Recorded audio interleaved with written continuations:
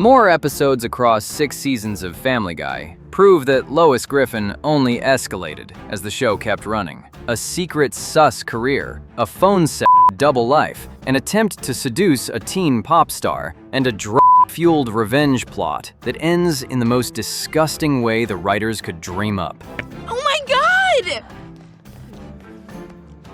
Can I interest you guys in a 2 1/4 way? Every sus Lois moment, from season 7 all the way through season 24, broken down 1 episode at a time. Let's start the show. Season 7 hands Lois a press badge, and what she does with that access tells you everything about how far she'll go when somebody points a camera in her direction. Season 7, episode 10. Foxy Lady. Despite Brian warning her repeatedly about the network's bias, Lois accepts a reporting job at Fox News. Welcome to Fox News, Lois. We're very excited to have you. Well, I'm excited to be here.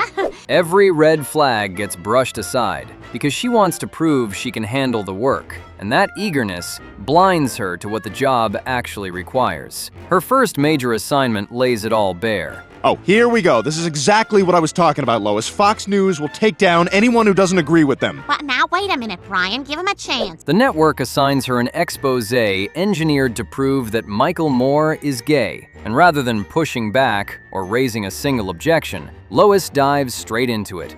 Hey, where's Stewie? That's tomorrow, and that is it for us today. Okay, I don't know. Whatever it is, it's not right on the teleprompter. Spying on Moore becomes her daily routine, stalking him through his schedule, until she cobbles together a theory that Moore and Rush Limbaugh are secretly involved with each other. Rush Limbaugh? What's he doing coming out of Michael Moore's house at this hour? And this is where it gets worse, because when the network kills the story, Lois refuses to walk away.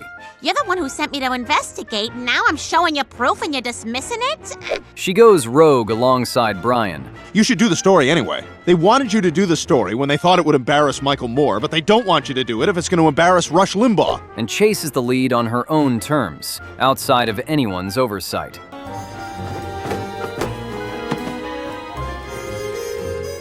This is it. Let's go. Plenty of characters on this show take bad jobs. That alone wouldn't earn a spot on the list. What puts Foxy Lady here is the speed of Lois's moral surrender. Well, it's a little more complex than that. What are you talking about? Fred Savage? Zero hesitation stood between her and full-blown stalking of a public figure for a story built entirely on speculation. Fred Savage is the greatest actor in the history of the world. Well, if you let us run this story, I promise you they will. You got a deal. Unscrupulous journalist Lois arrived on day 1 and never once looked over her shoulder. Yeah, how did you lose your job there anyway? Oh, I don't know. Do you really care, Peter? Does anyone really care? Season 8, Episode 7. Jerome is the new black. Peter befriends a new neighbor named Jerome, and at first, the friendship feels routine. Then, Lois detonates a piece of information that nobody in the room asked for. What? You guys know each other? Casually, without a trace of discomfort, she reveals that she and Jerome carried on an intimate relationship over 20 years before the events of this episode. Peter, I know I told you about Jerome. Lois, I would have remembered if you told me that. I told you, Peter. I remember exactly what we were doing. Not a brief encounter, not a forgettable night, a full relationship from her wild years before Peter. What makes the scene land even harder is Lois's complete indifference to the awkwardness she just created. How are you doing here? Oh, Peter, something terrible's happened. But meanwhile, Jerome, you are more than welcome to stay with us. What? Peter stands there processing the fact that his new best friend used to sleep with his wife, and Lois treats the whole thing like ancient history that barely deserves a footnote. Welcoming Jerome into the family circle as though none of it matters only drives the point home further. Oh, fire ghost. Oh, you scared yet? Didn't know this place was haunted, did you? By season 8, the pattern writes itself. Gene Simmons surfaced back in season 3, and now Jerome joins a growing roster of former lovers. Peter, I'm sorry if I caused you any trouble. I won't be bothering you again. Before Peter entered the picture, Lois occupied an entirely different life, and she never flinches when fragments of that life walk through her front door. Season 8, Episode 13. Go, Stewie, Go. What Lois does in this episode might rank as the single worst thing she's ever done as a mother, and the trigger behind it is nothing more than petty jealousy. Peter tosses an insult about Lois's age, and the comment burrows under her skin. Oh my God, you're right. You know, I don't mind so much that you're aging. It's just the way you're shoving it down my throat. Screw you, Peter. When Meg brings home a handsome boyfriend named Anthony, a supportive reaction from Lois never materializes. Well, it was very nice meeting you, Anthony. You too, Mrs. Griffin. Thanks for having me over for dinner. Come on, Peter. I think Anthony wants some time alone with Meg. Jealousy takes its place, directed squarely at the attention Anthony gives her daughter. That jealousy doesn't stay quiet either, because Lois watches Meg and Anthony together and becomes visibly interested by the situation. And that's when she crosses the line. I bet you taste like Mountain Dew and Starburst. Deliberately tricking Meg into leaving the room. By the way, Meg, I forgot to tell you, your grandfather needs you to pick him up at the airport. Grandpa always makes me so nervous when I'm driving. Lois clears the path to get Anthony alone and tries to get close with her own daughter's boyfriend. Anthony, you want to come with me? Sure. Oh, don't be ridiculous. I'll keep him company till you get back. Goodbye, Meg. Nothing about it reads as accidental or confused. A calculated move removed Meg from the picture, so Lois could pursue him without interference.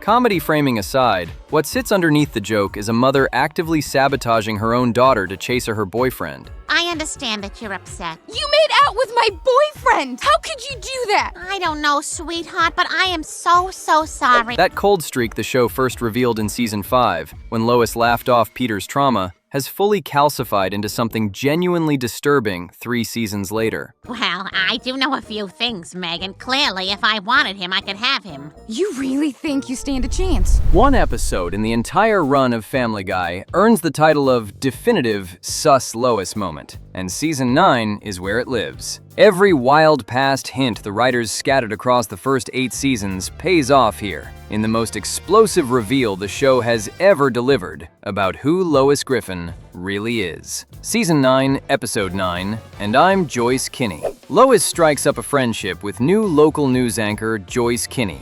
I am a huge fan, and I just think you are doing a fantastic job. Oh, well, that's very nice of you to say. Bonding over drinks and conversation across several nights out. During one of those evenings, alcohol loosens something Lois has clearly kept locked away for decades, and the confession that spills out rewrites her entire character history. Well, when I was in college, I was in an adult film. Oh my God, you did a porno? Back in the 1980s, Lois starred in a pornographic film called Quest for Fur, a parody of Quest for Fire. Mom, that's you! Boy, that black bar would be a lot lower now, huh? Huh? Would it not? The circumstances behind it peel back an even darker layer. Her wealthy parents, the Pewterschmidts, cut her off financially after she burned through her money on cocaine, and with no other way to cover tuition, Lois turned to adult film to pay for college. Yeah, but you own it. You can just watch that now. And besides, I got another way you can make money. None of that stays private for long, because Joyce Kinney has been nursing a grudge against Lois since high school over an old prank. That drunken confession hands Joyce the perfect weapon, and she broadcasts the porn on the local news for every person in Quahog to see. Look, Joyce, that was a long time ago, and I'm very sorry for what I did. But we're adults now. Boo-hoo. Overnight, Lois becomes a pariah. Her church community abandons her, and judgment crashes down from every corner of town. But how am I supposed to live in this town if I'm a social pariah? What's that? Is that them little fish that eat cows? Just leave me alone. Most people would collapse under that weight of public humiliation. Lois chooses confrontation instead. Walking into the church, she defiantly screens the film for the entire congregation and compares herself to Mary Magdalene. No apology accompanies the move, no trace of shame, just a woman daring the room to judge her to her face. I know I'm a man of God, but that is hot! Everything the show had been constructing since Road to Europe in Season 3 converges in this episode. Gene Simmons, Jerome, the scattered hints about a reckless youth, all of it traces back to a version of Lois who lived through a cocaine-fueled, boundary-free chapter before settling down with Peter. And I'm Joyce Kinney, stops hinting at that past and projects it on a screen for the whole town to witness. Oh, look at that. See, now I'm really starting to get suspicious. Somebody order a pizza? Season 11, Episode 7. Lois comes out of her shell, 43 years old. That's the number that breaks Lois in this episode, and an insensitive poem Peter writes about her aging is what pushes her past the edge. Jeez, what her problem? Peter, she was already feeling insecure about her age, and then you went and gave her that horrible speech. The transformation takes hold fast. Provocative outfits replace her usual wardrobe, a Hummer replaces the family car, and text slang replaces normal conversation. Just get over here and kiss me. Let's have on all the clean folded laundry. Peter. Partying with women half her age becomes the nightly routine, and the responsible wife and mother the family depended on evaporates almost overnight. Desperation to recapture something slipping away drives every decision she makes during the spiral. Then comes the moment that launches this episode into legendary SUS territory. We're hitting another insane party across town. What, you mean now?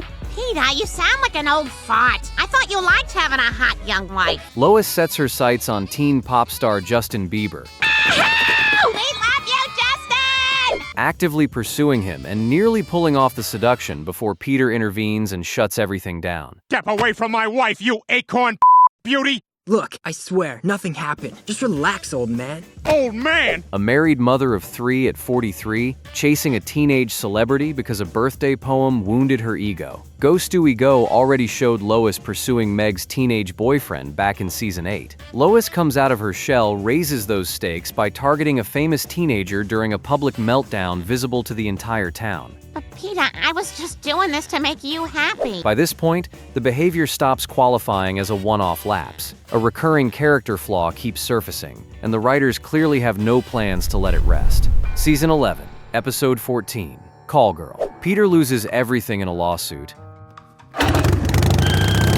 You won't get away with this! Wait till American Airlines magazine hears about this!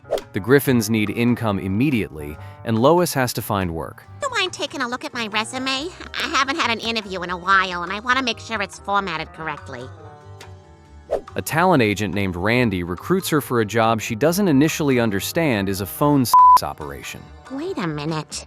This is a phone operation. I can't do this. It pays $2,000 a week, sweetie.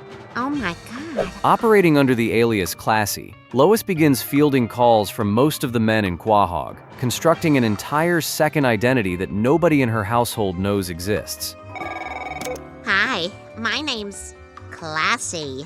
What can I do for you, hot stuff? Oh, hi, Classy. That double life alone would earn a spot on the list, but what happens next turns the episode into something the audience never sees coming. Peter, completely oblivious that his own wife voices the persona on the other end of the line, becomes a regular client. So, Peter, how was your day? It was okay. Didn't try anything new today? Talk to anyone interesting? He falls hard for Classy, paying to talk to the woman who sleeps next to him every single night without connecting a single dot. The two of them arrange to meet in person at a motel, sleep together.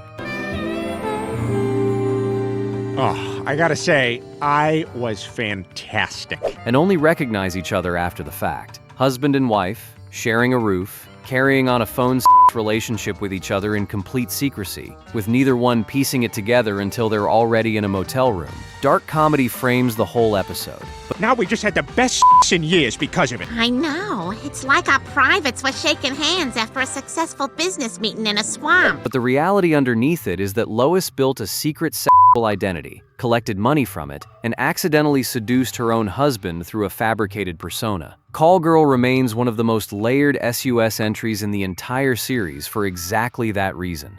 Oh my God!